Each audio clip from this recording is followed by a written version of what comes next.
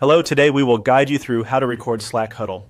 In this walkthrough, we'll go step by step through starting a Slack Huddle and then using the Windows snipping tool to record it. This is a simple method if you want to capture what's happening on screen during a huddle for reference or sharing later. To begin, open Slack and go to the channel you want to use.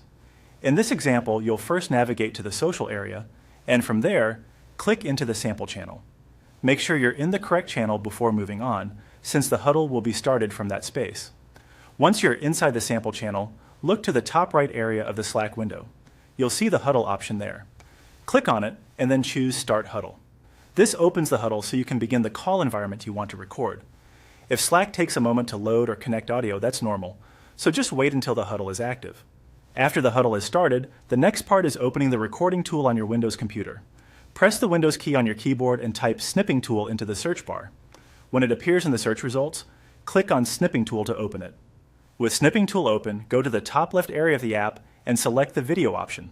This switches the tool from taking a still screenshot to making a screen recording, which is what you'll need for capturing the huddle.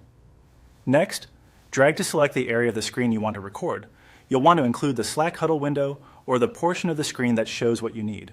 Try to frame the recording area carefully before you start, so the important content stays visible throughout the session. Once your recording area is selected, click Start at the top.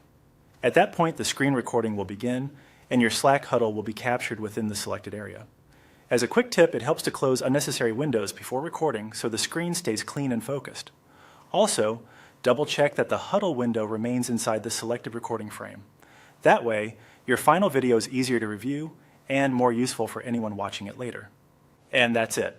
You've now started a Slack Huddle and recorded it using Snipping Tool on Windows.